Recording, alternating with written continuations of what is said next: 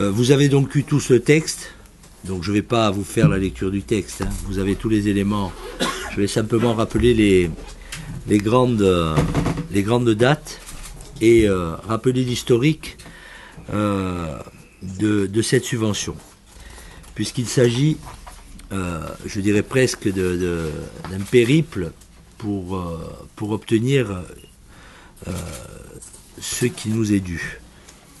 Alors, l'histoire a commencé en 2012, sur la saison 11-12. Pour ceux qui suivent et qui ont suivi l'histoire du club, sur la saison 11-12, après avoir rencontré à de multiples reprises le président du conseil exécutif et ses plus proches collaborateurs, donc avait été acté avec la collectivité territoriale. On est au début de la saison 11-12, hein, donc on est au mois de septembre. Avait été acté le principe et donc d'un projet, d'une délibération qui serait présentée à l'Assemblée de Corse pour une subvention de 970 000 euros par saison, c'est-à-dire la saison 11-12, 12-13 et 13-14. Cette subvention, elle était allouée au titre des missions d'intérêt général. Alors les missions d'intérêt général, je vous ferai la photocopie du texte qui correspond au code du sport et elles sont éligibles et sous quelle forme. Comme ça, vous aurez tous les éléments, c'est-à-dire il y a un certain nombre d'actions qui sont menées dans ce cadre-là. Les missions d'intérêt général, ça répond aux actions sociales, aux actions en destination des jeunes et aux actions en destination de la formation. Donc, le vote intervient le 26 avril 2012 pour chaque saison. Le 2 juillet 2012, donc la saison 11-12 est bien terminée, hein, saison sportive est bien terminée. Le 2 juillet 2012, le préfet saisit la collectivité pour avoir un complément d'information dans le cadre du contrôle de légalité. Ce contrôle de légalité, on est en juillet. Comme chacun sait, le mois de juillet, c'est un mois d'été, donc l'administration ronronne. Au mois d'août, elle sommeille. Au mois de septembre, on se rapproche encore de la collectivité qui n'a toujours pas le retour du préfet. Et ce retour intervient au mois d'octobre, donc 2012, en disant la délibération n'est pas conforme. Si vous versez les sommes, nous déférerons cette délibération au tribunal administratif. Donc nous reprenons attache auprès de l'exécutif, réunion, donc en disant, bon, comment on fait? Bon, écoutez, on va présenter un autre rapport. Très bien. Mais entre-temps, on s'appuie sur quoi? Comment on voit au niveau juridique? Qu'est-ce qu'on fait? Donc, au mois de février 2013 est présenté un autre rapport. Et la subvention qui était de 970 000 par saison devient 255 000 pour la saison 11-12 et 255 000 pour la saison 12-13. Ce qui fait une perte d'1 460 000. D'accord? Bon, là, il y a des éléments dans le contrôle de légalité qui ne sont pas discutables. Notre centre de formation, à ce moment-là, n'est pas agréé. Il est en cours d'agrément. La demande avait été déposée auprès des instances compétentes. Elle avait été déposée un an avant, donc, et elle attendait la réunion de la commission de la Fédération française de football. Mais il faut que vous sachiez également que pour avoir l'agrément, il fallait, parce que ça c'est le cahier des charges qui le précise, il fallait avoir 2 terrains exclusivement dédiés à la formation, et donc nous avons créé le terrain synthétique, qui nous a là aussi, pour répondre à l'agrément, pour être dans les clous juridiques, qui nous a obligés d'investir sur un terrain synthétique rapidement, et donc où nous avons mis 700 000 euros de fonds propres sur 1,7 million de travaux. Donc, le 12 juillet 2013, l'agrément est donné.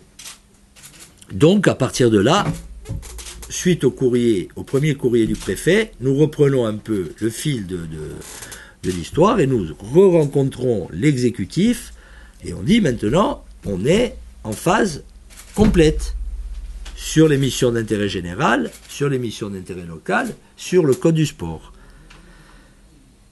Donc, septembre, octobre 2013, on dépose un énième dossier. Entre-temps, le président de l'exécutif écrit au service de l'État, au préfet, lui disant, voilà, moi je souhaite avoir de votre part un cadre. Vous me donnez le cadre juridique, parce qu'on ne va pas présenter un rapport pour qu'il soit, après, par vos services, retoqué. Donc je préfère qu'on ait en amont une expertise de votre part. Il y a une réponse du préfet qui est faite le 22 octobre 2013. Et le 21 octobre 2013. Donc qui est donné à la CTC en lui disant, vous pouvez dans ce cadre-là, qui reprend in extenso l'étude, parce qu'entre-temps, comme bon, on n'est pas des juristes, mais que on s'est dit, bon, on va faire quand même les choses, on va essayer de comprendre un peu le mécanisme, on a demandé à un cabinet d'avocats spécialistes en droit public qui est basé à Lyon, qui est le cabinet Lefebvre. Et donc ce cabinet, qu'est-ce qu'il a pris? Il a pris les textes de loi, il a pris toutes les jurisprudences et il nous a dit, voilà, dans ce cadre-là, vous êtes éligible. Bien évidemment, nous précisons que les collectivités sont souveraines. Elles allouent ou elles allouent pas. Elles votent ou elles ne votent pas. Mais c'est le choix des collectivités. C'est pas le choix de l'État. L'État, il est là pour encadrer, pour définir, il y a des règles, il y a des textes. Donc, 2013, le préfet répond, et à partir de là, énième réunion et dernière réunion sur la construction du dossier, tel qu'on le présente. Ce dossier donc est présenté, et l'exécutif, le président de l'exécutif et ensuite l'exécutif valide le dossier sur la hauteur de 1,8 million pour la saison, 1,850 000 de subventions sur la saison 13-14. Le dossier est prêt en octobre, il est déposé en octobre. En janvier, il n'est toujours pas passé. Nous, on se rapproche de la collectivité, on leur dit, bon, il faut qu'il soit, présentez-le à la collectivité, présentez-le. Bon, il se passe qu'il y a des élections, vous avez suivi, il y a les élections municipales, et puis après les élections municipales, eh bien, il y a les compositions des communautés d'agglomération, il y a ci, il y a là, donc ça prend beaucoup de temps aux politiques. Élément important, la collectivité territoriale vote son budget supplémentaire au mois de juillet, donc le préfet, le président du conseil exécutif fait voter les sommes au mois de juillet 2014 au budget supplémentaire et présente le rapport le 26 avril 2014 à l'Assemblée qui le vote. Donc le 26 septembre 2014, il est présenté à l'Assemblée qui vote le rapport d'1,8 million. Donc là, on se dit, on a fait tout le travail en amont de cadre juridique et qu'est-ce qu'il fallait faire, qu'est-ce qu'il fallait pas faire, dans quel cadre on s'inscrit. Le 4 décembre 2014, le préfet, par un énième courrier, reprécise que il n'est pas... alors il ne dit pas qu'il va déférer la délibération, hein, parce qu'il ne peut pas le dire, parce que ça ne répond pas au droit. Mais il parle de qualitatif et de quantitatif qu'il faudrait estimer. Donc qu'est-ce qu'on fait à ce moment-là? On rencontre l'exécutif qui écrit au préfet en lui disant, je veux une réunion avant la fin janvier 2015. Et qui s'étonne des pratiques peu habituelles. Et il dit, fin janvier 2015, je veux une réunion pour qu'on tranche, mais une réunion tripartite, que, au passage, nous on souhaite depuis plus d'1 an. Et j'appelle donc le directeur de cabinet du préfet, que j'ai de plusieurs fois au téléphone, et je lui dis, voilà, on veut rencontrer le préfet. À aujourd'hui, on n'a toujours pas rencontré le préfet. D'accord? Donc bon, nous on a demandé des rendez-vous, on a dit, on est à votre entière disposition. Vos heures sont les nôtres, votre horaire est le nôtre. Donc rien. Donc, on est sur la saison 14-15. Et on est toujours en attente d'1,8 million. Aujourd'hui, quand on regarde un peu le déroulé de tous ces points, on se rend bien compte que bon, on n'est pas dans le droit. Alors on peut se dire que l'administration a tout le temps devant elle. Elle n'a pas de pression, elle n'a pas de salariés. Elle n'a pas de logique d'entreprise à respecter. Elle n'a pas tout ça. Donc elle est face à son inertie et elle fait comme elle veut. Le mois de janvier, donc fin janvier, comme il n'y a toujours pas de réunion, le président du conseil exécutif réécrit au préfet en lui disant que le 15 février, s'il n'avait pas de réponse, il mettait en mandatement la subvention. Le 15 février, il n'a toujours pas de réponse. Et le mandatement, le pré-mandatement est fait. Alors, vous verrez avec les techniciens financiers, mais dans l'administration, on fait un pré-mandat qui monte au service financier, qui devient mandat et qui est envoyé à la pairie régionale qui, elle, paye. Ça prend 3 jours. Hein. C'est pas, ça prend pas des mois, ça prend 3 jours. Donc le pré-mandat est bloqué aux finances à l'Assemblée. Alors là, notre interrogation, elle est simple. Comment le président du conseil exécutif donne l'ordre de payer et comment, au niveau des finances, c'est bloqué. Alors il faut croire que, peut-être y voir que le directeur général des services, celui qui a l'autorité de le faire, est peut-être frileux et sur les conseils avisés de l'État, et en l'occurrence du secrétaire général des affaires corses, que j'ai rencontré, et je vous raconterai après l'épisode du rendez-vous, parce que c'est assez édifiant. Donc, et c'est toujours pas payé. Alors, aujourd'hui, nous, on ne peut plus rester dans une situation qui consiste où on a été... Ça ne m'étonne pas de vous. Ça ne m'étonne pas de vous. Tu peux faire un sujet avant. Hein, ouais. Il est déjà prêt, le sujet. Il est passé hier soir. Passé hier soir. De nous. Vous n'avez pas besoin, vous savez déjà ce qu'il en est. Vous l'avez publié hier, ce qu'il en est. FR3 est extraordinaire. On a une avance terrible. Ouais. Vous avez un super réacteur en chef. Ouais. Donc, je termine. Donc, ça veut dire que on a tout essayé par le biais de la négociation, d'essayer de comprendre, d'essayer de déclencher des réunions, d'obtenir des rendez-vous, d'obtenir des réponses, d'obtenir même qu'est-ce qui vous heurte, qu'est-ce qui vous gêne. Rien. Alors, avant de décliner un peu ce qu'est la CA, parce que peut-être qu'on a tendance à l'oublier un peu facilement, et ce que ça représente. Je vais vous raconter l'épisode du rendez-vous avec le secrétaire général des affaires corses. Donc, le directeur de cabinet du préfet, très poliment, très courtoisement, me dit, au bout de 3 semaines d'échange, me dit, mais regardez, rapprochez-vous, parce que c'est M. Lalanne qui suit le dossier. Très bien. Donc, j'appelle M. Lalanne, son secrétariat. Et je demande, je lui explique, c'est au sujet de la subvention de l'ACA. Donc, ça commence à devenir très urgent. On est quand même en attente d'eux, et on a des échéances, et on a des obligations. J'ai dit, dites-lui de me rappeler. Pas de rappel. Le lendemain matin, je rappelle. J'ai la secrétaire qui me dit, mais il a beaucoup de travail. Ce à quoi je réponds, j'ai dit, je sais, et il en a énormément, parce que vu comment vont les choses et comment elles fonctionnent, il a énormément de travail. Donc bon. Et je lui dis, je souhaite avoir un rendez-vous, le rencontrer. Il me dit, mais il pourra pas. Donc à partir de là, j'ai dit, écoutez, à 14h, je viens dans son bureau. Et puis après, on verra. Mais j'ai besoin de le rencontrer. À un moment donné, on ne peut pas rester comme ça, au téléphone, appeler, dire on verra, on vous rappelle pas. La secrétaire me rappelle et me dit, il vous donne rendez-vous à la fin de semaine prochaine. J'ai dit non, c'est pas la fin de semaine prochaine. J'ai dit non. Elle me dit, bon, lundi matin, on était le vendredi, lundi matin 10h. Je dis très bien, lundi matin 10h. Le lundi, je suis en voiture avec 2 personnes. La secrétaire me rappelle à 9h30, je me rends à la préfecture.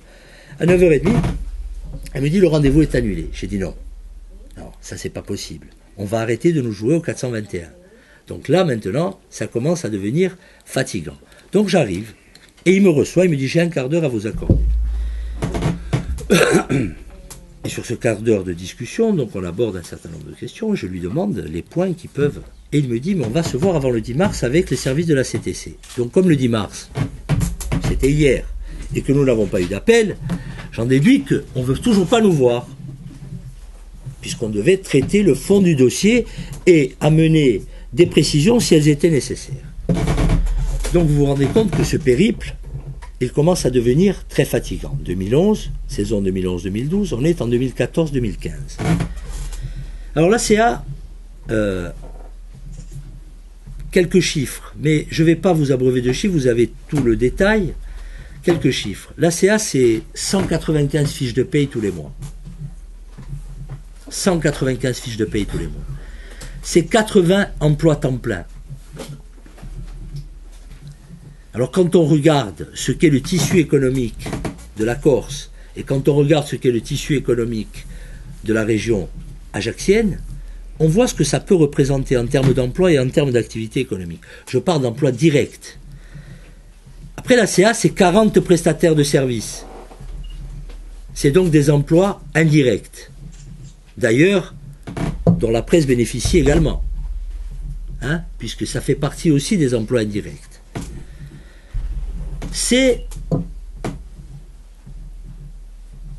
également des emplois publics.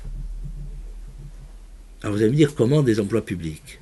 Eh bien, c'est très simple. Le CSJC, l'ancien CREPS, les anciens CREPS, que l'État a délaissés, a abandonnés, a supprimés, qui sont aujourd'hui l'émanation des collectivités, de la CTC et du département. Le CSJC, on paye par an 300 000 € de location. Et ce, depuis 2002. Depuis qu'on est remonté en Ligue 1. 2002. Et comme le CSJC, il a en gros 1 million, il génère 1 million de recettes entre les pôles sportifs et autres, bien on en déduit tout simplement qu'avec 300 000, on représente un tiers de ces recettes. Donc, on représente un tiers des emplois publics du CSJC. De façon mécanique, automatique. Donc ça, c'est la partie activité, emploi. Après, il y a la partie, ce que ça représente en masse salariale. Donc on est sur 6,5 millions d'euros par an de masse salariale. Tout compris.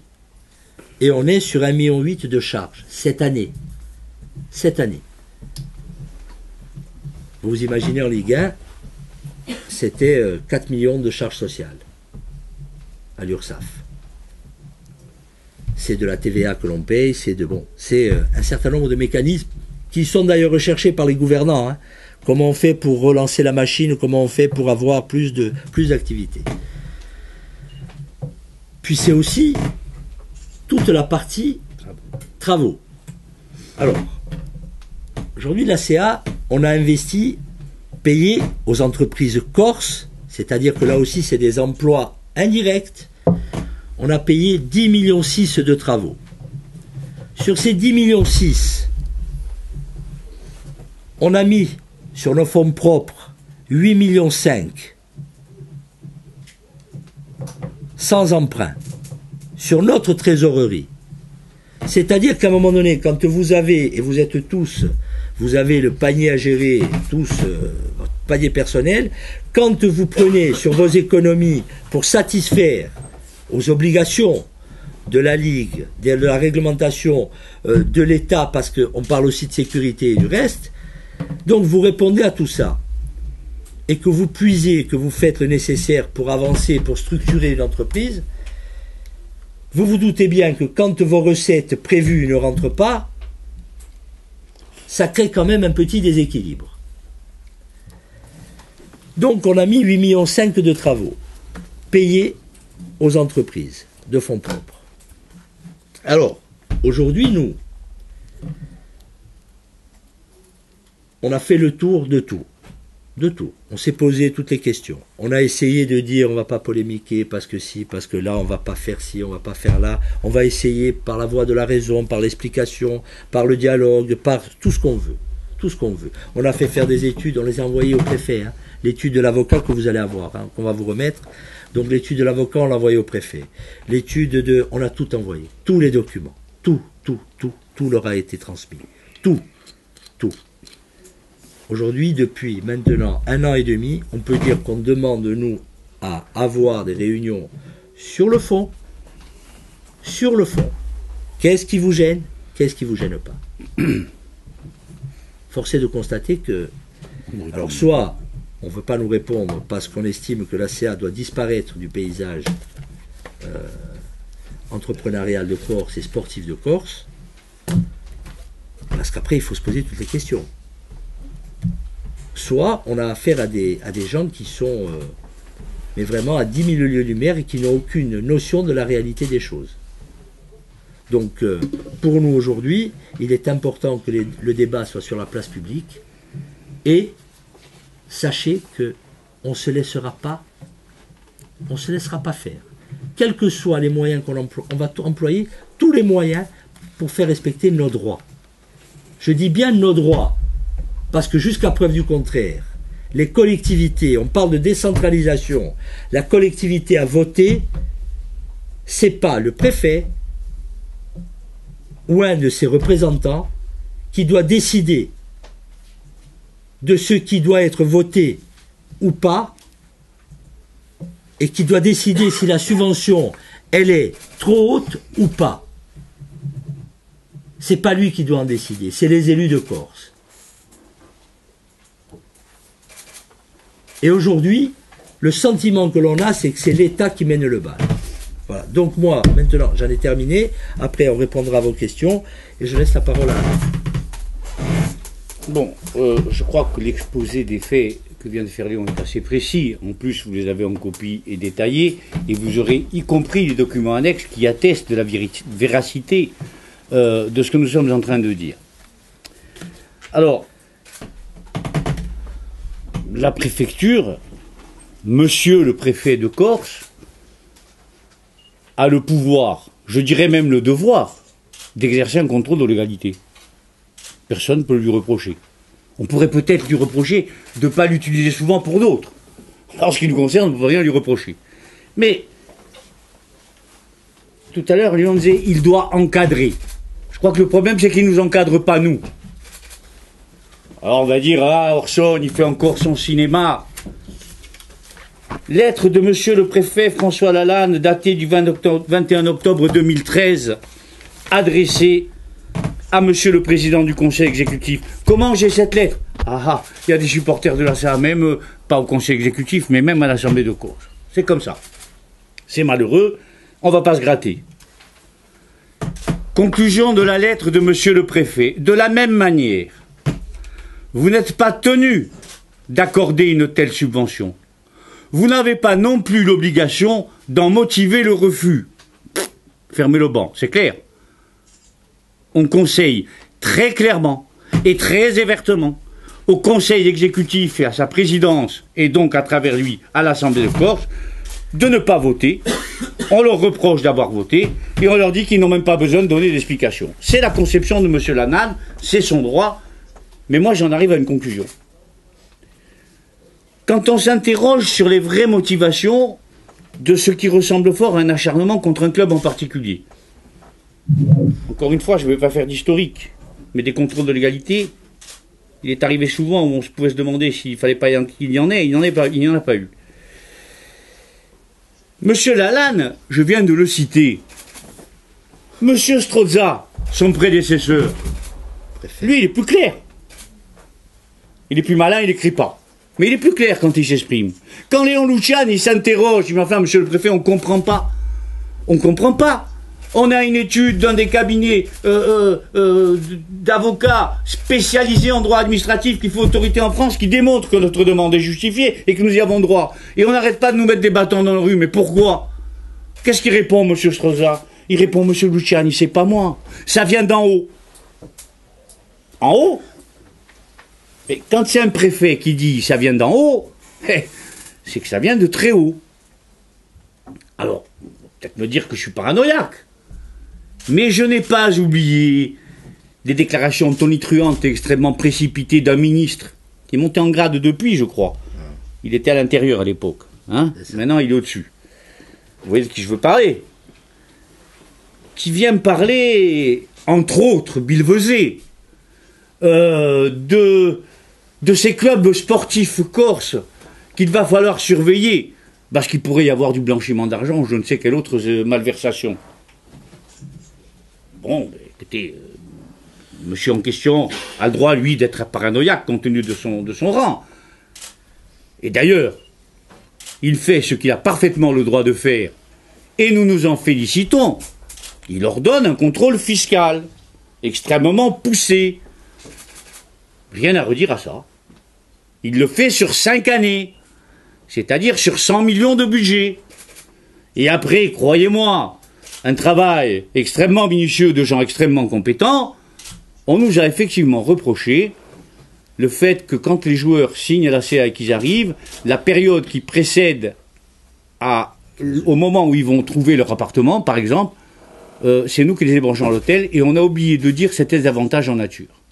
Alors demandez à n'importe quel chef d'entreprise victime d'un contrôle fiscal, quand sur 100 millions de budget, vous arrivez à un peu moins de 50 000 euros de redressement, ça semble démontrer, par les services de ce monsieur ministre, que ce monsieur ministre devrait tourner 7 fois la langue dans sa bouche avant de dire n'importe quoi. Alors, moi, la conviction que j'ai, c'est que nous sommes l'objet de beaucoup de fantasmes, l'objet d'un réel acharnement, je pense qu'on vient de le démontrer. Et alors, j'ai le sentiment que c'est peut-être beaucoup dû à ma personne. Peut-être qu'on n'a pas oublié que j'ai eu un passé politique qui a beaucoup dérangé à une époque. Peut-être qu'on cible, enfin je dis peut-être, je suis convaincu que c'est ça le problème. Ce qui gêne, c'est qu'Alain Orson soit président de ce club. Vous vous rendez compte, un tel individu à la tête d'un club de football, qui plus est, même s'il fait une saison sportive assez calamiteuse cette année, a quand même enregistré, me semble-t-il, depuis 7 ans, un certain nombre d'avancées significatives. La création et l'homologation d'un centre de formation, la rénovation du stade pour les 3/4, la création de pelouses synthétiques et de pelouses naturelles pour les jeunes de la région, la mise en place d'un partenariat avec la totalité des clubs de Corse du Sud, ce qui n'était jamais arrivé jusqu'auparavant, etc., etc., etc. On va pas revenir sur tout ce qui a été fait. Et donc, j'en arrive à me dire que, effectivement, peut-être que le problème qui, aujourd'hui, est en train de pénaliser la CA, parce qu'1,8 million qu'on vous accorde, que vous inscrivez au budget et qui disparaissent au fur et à mesure des saisons qui passent, en fonction des desiderata ou des aigreurs d'estomac de monsieur le préfet, excusez-moi, mais pour une entreprise, c'est extrêmement pénalisant. Et ça nous met dans une situation extrêmement difficile. Même si, malgré tous leurs espoirs, nous ne coulerons pas pour autant. J'y ai longuement réfléchi, et ça ne date pas d'aujourd'hui, parce que cette situation, on la connaît depuis longtemps, parce qu'on en a longtemps débattu, parce qu'on a cherché par tous les moyens à en sortir en jouant le jeu de la transparence, en jouant à fond le jeu de la égalité, en répondant à tout ce qui nous était demandé. Le résultat, on l'a. On ne nous reçoit même pas. On se contrefiche si 80 personnes vont perdre un emploi à plein temps éventuellement, si 195 fiches de paye ne seront pas honorées, si certains fournisseurs pourraient ne pas être payés, on s'en fiche. Ce qui compte, c'est de se payer l'ACA. Parce que, comme l'a dit M. Strozza, en haut, je ne sais pour trop quelle raison d'ailleurs, on a décidé qu'il fallait qu'il en soit aussi, et parce qu'aujourd'hui, M. Lalanne dit aux élus, vous n'êtes même pas obligé de leur dire pourquoi vous refusez. Je comprends bien que ça veut dire refuser. Bon. À partir de ce moment-là, moi j'ai été vice-président de la CA en 1992, dès qu'on a repris le club avec Michel Maury. J'ai été à ses côtés jusqu'en 1996, j'ai ensuite quitté la Corse. Je suis quand même resté vice-président du club, membre du conseil d'administration. J'y faisais plus grand-chose, puisque j'étais pas là. Je me tenais au courant parce que c'est mon club de cœur, parce que on ne peut pas avoir participé à l'aventure qui a été celle de la CA sans y être viscéralement attaché. Je suis venu à la présidence de la CA, absolument pas par ambition, mais dans des circonstances tragiques. Tout le monde s'en souvient. J'avais d'ailleurs dit à l'époque, parce que je ne comptais pas m'installer dans ce poste, je ne tire pas de jubilation particulière au fait qu'on vous dise président. Ce ne sont pas les titres qui font les hommes, ce sont les hommes qui parfois peuvent aider à ce qu'un titre ait une certaine valeur. J'avais dit que je resterais 2 ans. Ça fait 7 ans. Et aujourd'hui, je fais le constat que nous sommes dans une situation de blocage, et je considère que ce blocage est en grande partie dû à ma personne, qui déplaît. Ma foi, je ne peux pas leur demander une mais je ne leur demande pas tant. Je leur demanderai juste d'être juste, mais ça, c'est peut-être exagéré. C'est la raison pour laquelle j'ai considéré que la meilleure chose que je pouvais faire dans l'intérêt du club, c'était de quitter la présidence de ce club. C'est la seule et unique raison pour laquelle je démissionne donc du poste de président de la CA à compter d'aujourd'hui. Je ne m'étendrai pas sur les digressions de certains qui, prenant leur désir pour des réalités, je parle pour FR3, publient un peu n'importe quoi et un peu rapidement. Mais enfin bon, c'est le droit de FR3, après tout, ils font comme ils veulent, ça me fait ni chaud ni froid. Voilà. Si vous avez des questions, on est prêt à vous répondre. La seule chose que je voudrais dire pour conclure, c'est que dans tous les cas de figure, la CA ne disparaîtrait pas, que les hommes passent, que les clubs restent, et que finalement, en soi, ce qui est important, ce n'est pas de savoir si Alain Orson y reste ou si Alain Orson il s'en va. Ce qui est important, c'est de savoir si ce club, comme tous les autres, a droit au traitement légal qui lui est dû de la part des autorités de l'État. Je voudrais quand même souligner aussi que l'Assemblée de Corse, ses élus, le Conseil exécutif, l'ensemble d'ailleurs du monde politique en Corse, nous avons eu recours à eux dans le cadre du droit. Nous avons toujours reçu une écoute attentive, nous avons reçu des aides qui, je crois, étaient dues, n'en déplaise à certains. La seule interrogation quand même, c'est de se demander comment se fait-il qu'un président de conseil exécutif donne un ordre à ses subordonnés et que les subordonnés s'en remettent à monsieur le préfet. Mais remarquez, on a peur d'un préfet, c'est normal. Mais moi, j'ai pas peur du préfet. Voilà. Vous avez des questions, on est prêt à vous répondre. Alain, est-ce que vous restez au club? Pardon? Est-ce que vous restez au club dans l'organigramme du club? Je suis depuis 1992 dans ce club, je ne quitte pas le club, mais je ne serai plus le président de ce club. Ceci dit, je resterai au club, alors je n'occuperai plus le poste de responsabilité, j'aiderai peut-être Léon Luciani, par exemple, à travers la représentation dans les instances nationales, parce que ça, c'est quelque chose que j'ai engagé depuis un certain temps, mais ça sera une contribution en tant que simple membre du club. Économiquement, on parle d'1,8 million, c'est vital pour le club aujourd'hui? Ben, je crois que 1,8 million, oui, c'est vital. Quand vous percevez pas 1,8 million de recettes, un budget de club, je crois que vous suivez le football, Antoine, hein, le déficit du football français, il est de combien sur la saison dernière? Non, c'est je crois, 40-50 millions d'euros. 50 millions d'euros, donc bon, donc quand vous enlevez des recettes, Lens, ils attendaient tant de leur actionnaire, ça vient pas, bien évidemment c'est pareil. De manière simplement mécanique, vous êtes convoqué devant la DNCG, vous présentez votre budget, dans ce budget vous inscrivez des recettes, vous avez une subvention qui a été votée à l'unanimité des élus, vous pouvez compter dessus, ce que tous les clubs font d'ailleurs, donc on inscrit dans son budget, recettes, subvention CTC, 1,8 million. Ça se passe au mois de juin. C'est confirmé en septembre. En novembre ou en décembre, on vous dit, monsieur le préfet, ah non, vous la touchez pas. Vous vous retrouvez avec un trou d'1,8 million. C'est pas un trou dû à une mauvaise gestion. C'est pas un trou dû à des dépenses inconsidérées. C'est un trou dû à une entourloupette qu'on vous a fait. Alors, ça fait 4 ans que ça dure. Ça devient effectivement invivable. Parce qu'à un moment donné, vous vous trouvez, alors, la CA ne va pas se retrouver en faillite ou en dépôt de bilan, mais elle va se trouver effectivement avec des problèmes de trésorerie qui vont rendre difficile d'honorer des paiements en date et heure. Et ça pénalise très fortement le club. Est-ce que vous pensez que cette décision va forcément faire avancer les choses? Non mais attendez, alors je n'ai pas de baguette magique. Et je ne prétends certainement pas qu'au prétexte que je m'en vais du club, ça va changer pour autant. Je prétends que j'ai l'intime conviction que ma personne, à la présidence du club, ça gêne. Et moi, j'ai pas envie de gêner M. Lalanne, le pauvre. Ni même M. Valls. Il a déjà suffisamment de soucis, vous vous rendez compte? On ne va pas continuer à embêter avec des broutilles. Je dis donc que déjà, je prends une première mesure, c'est que je me retire. Ce prétexte-là n'existera plus. Même si c'est un prétexte qu'ils n'avoueront jamais. Ce prétexte-là n'existera plus. Par contre, je pense que le club, à travers l'ensemble de ses composantes, ne va pas s'arrêter là.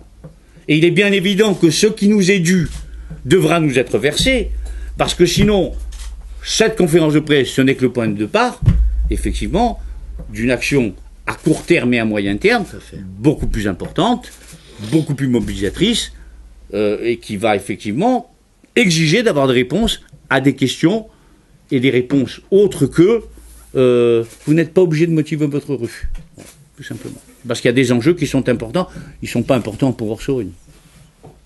Très honnêtement. Moi, oui, sentimentalement, bien sûr, par rapport au club. Mais pour moi, moi, je suis pas un président actionnaire qui vit des bénéfices du club. Hein. On est le seul club comme ça en France.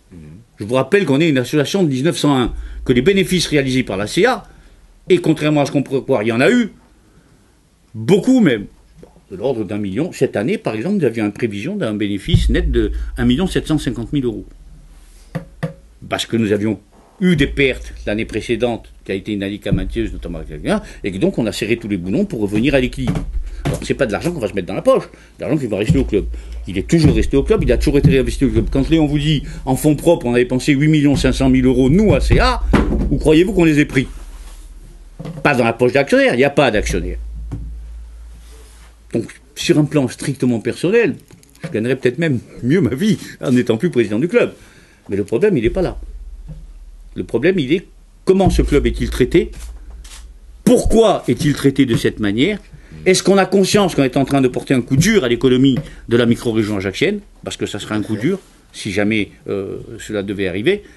Et surtout, est-ce que c'est juste? Je prétends que non. Est-ce que les joueurs sont au courant de la décision? J'ai discuté avec les joueurs ce matin, effectivement, je les ai informés de cette décision.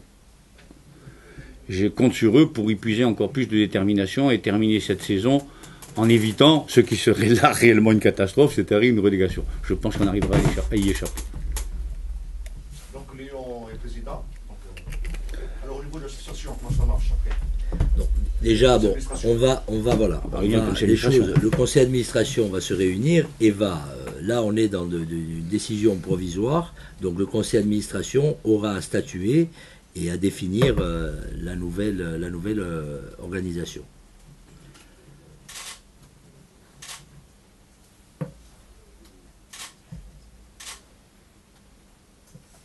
Est-ce que c'est un regret, Alain, de partir avant que le stade ne soit terminé? D'abord, c'est un regret de partir dans des circonstances qui sont pour le moins déplorables. Ça fait évidemment pas plaisir. Si je fais le bilan des 7 années que j'ai passées au sein du club, il y a eu beaucoup de joie, beaucoup de difficultés. Vous savez, c'est d'une saison sur l'autre. Je me rappelle que quand je suis arrivé en 2008, on s'est maintenu assez justement. En 2009, ça a été in extremis. Et puis en 2010-2011, on est monté, comme quoi le football n'est pas une science exacte, hein, et que les saisons se suivent, ne se ressemblent pas. Là, on vient d'en connaître 2 difficiles. Mais tout ça, au-delà, je veux dire, des résultats sportifs, ce qui, moi, m'a passionné ici, c'est l'aventure humaine. C'est l'investissement de plusieurs personnes au service du club, c'est les espoirs, et les réussites et les échecs, c'est un parcours. Et encore une fois, ce club, j'y suis d'autant plus attaché que cette décision de reprendre la CA, nous l'avons prise ensemble, Michel et moi, en 1992, dans un contexte extrêmement précis et totalement différent d'ailleurs de celui qu'on connaît aujourd'hui. Et que donc, même si ce club est un club qui a une longue histoire, il avait disparu depuis plus de 20 ans, c'est un peu aujourd'hui notre bébé. J'y suis évidemment très très attaché. Donc ce n'est pas de gaieté de cœur que je m'en vais. Mais je pense honnêtement qu'il fallait prendre cette décision parce qu'il faut faire bouger les lignes. On ne peut pas continuer à lutter en permanence, à nager à contre-courant, contre vents et marées, parce que c'est déjà suffisamment difficile comme ça. Si en plus les plus hautes autorités nous mettent les bâtons dans les roues en permanence, ça devient invivable.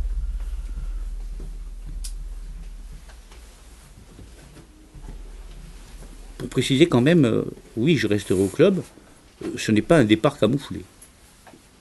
Je ne démissionne pas de la présidence pour continuer à être là et à assumer la présidence. C'est bien clair. Je resterai au club parce que j'y suis depuis toujours.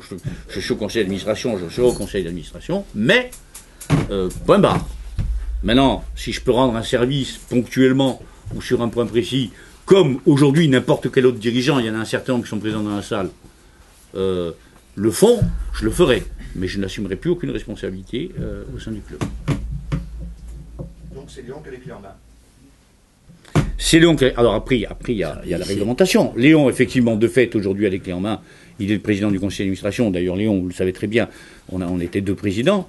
Hein, on est monstrueux dans tous les domaines, on est même bicéphale. Bon, mais maintenant, pour des raisons strictement de logique, d'ordre juridique, il y a un conseil d'administration. Le conseil d'administration, informé de ma décision, bon, bien entendu, il a été avant la conférence de presse, mais elle est officielle aujourd'hui, va devoir se réunir et décider de la suite à donner à cette situation. Peut-être de confirmer Léon désormais dans le rôle de seul et unique président du club, peut-être une autre s'ils en ont envie, ça dépendra du conseil d'administration.